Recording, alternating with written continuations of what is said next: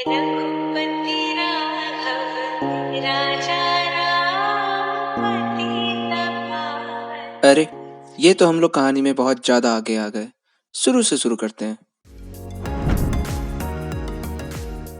तो बात है 8/12/2023 की, जब अचानक से मेरे मन में ख्याल आता है कि अयोध्या चले। और फिर क्या था, अगले दिन ही तत्काल की टिकट लेकर हम निकल पड़े अयोध्या के लिए। लेकिन आप सोच रहे होंगे कि धत ऐसे थोड़ी होता है। सही कहा, असल में कुछ ऐसा हुआ था। हेलो, हाँ भाई, अयोध्या चलेगा? भाई तू चलेगा अयोध्या? भाई तू चल ले अयोध्या। अब जब सबने मना कर दिया तो आखिरी ऑप्शन बचता है सोलो ट्रिप। और बस तत्काल की टिकट लेकर हम निकल पड़े अयोध्या के लिए। अब क्योंकि मेरी ट्रेन धनबाद से थी तो धनबाद तक पहुंचने के लिए हमने चूज किया थोड़ा कैजुअल ऑप्शन, जो थी लोकल ट्रेन। 2 घंटे पहले पहुंचकर हम इंतजार करने लगे अपनी नेक्स्ट ट्रेन का। और अयोध्या जाने की बात दूसरे लोगों को बताते बताते कब 2 घंटे बीत गए पता भी नहीं चला, और तब तक ट्रेन आ चुकी थी प्लेटफॉर्म पर। अब क्योंकि उस समय ठंड काफी थी, इसलिए फटाक से हम अपनी सीट पर जाकर आराम से सो गए। अब जब मेरी नींद खुलेगी सुबह तो हम होंगे अयोध्या में, और बस यही सोचते सोचते आंख लग गई और जब नींद खुली तो हम पहुंच गए थे अयोध्या। लेकिन एक सेकंड, ये तो अयोध्या नहीं।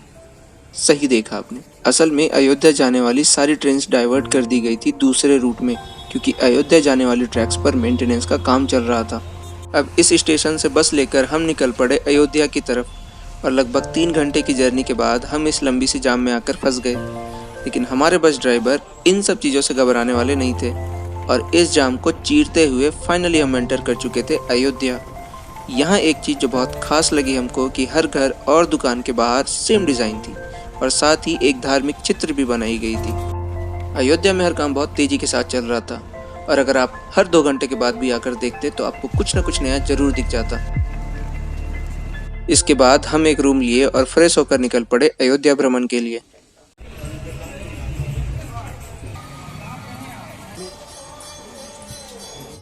अब राम जी से मिलने से पहले हनुमान जी का आशीर्वाद लेना बहुत जरूरी है, इसलिए बाकियों की तरह हम भी लड्डू का एक छोटा सा पहाड़ लेकर चल पड़े हनुमान जी को खुश करने के लिए।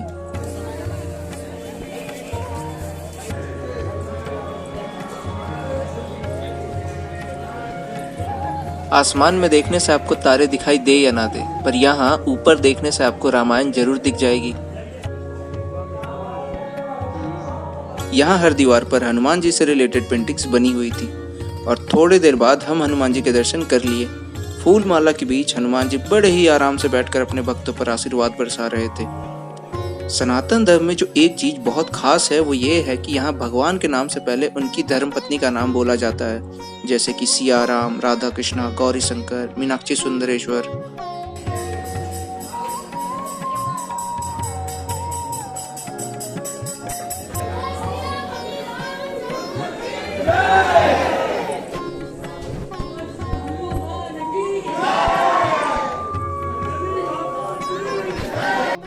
सुबह में तो बहुत भीड़ हो जाएगी, भीड़ हो जाएगी।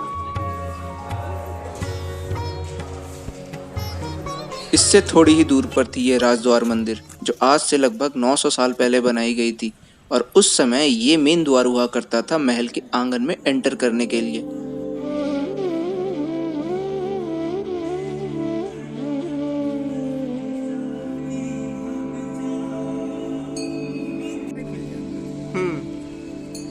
यहाँ से निकलकर हम चल पड़े उस स्थान की तरफ जहाँ राम जी अपने भाई भरत से मिले थे अपने 14 साल के वनवास से लौटने के बाद।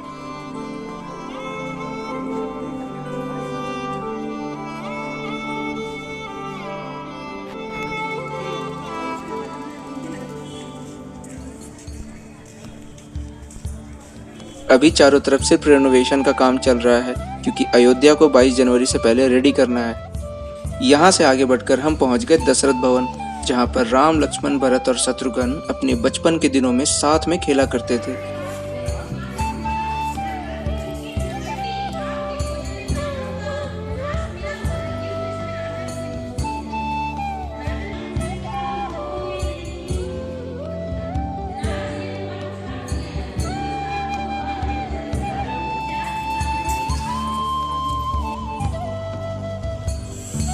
और फिर हम पहुंचे उस जगह पर जहां आने की इच्छा अभी पूरी इंडिया की है, राम मंदिर।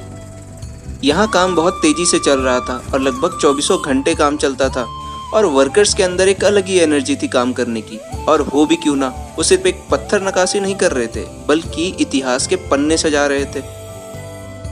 अब आपके मन में शायद एक सवाल जरूर होगा कि मेरे साथ ये दो लोग कौन हैं। असल में अयोध्या आते वक्त हम इस अंकल से मिले थे जो मेरी ही तरह बस अचानक से प्लान बनाकर अयोध्या आ गए, तो हमने सोचा क्यों ना साथ में ही घूमा जाए।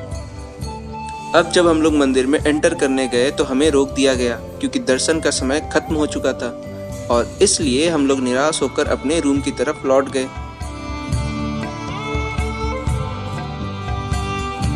लेकिन क्या हम कल रामलला के दर्शन कर पाएंगे या नहीं, जानने के लिए देखें एपिसोड 2। आज के लिए इतना ही, फिर मिलेंगे कल और इसी तरह बने रहे हमारे साथ। तब तक के लिए नमस्कार।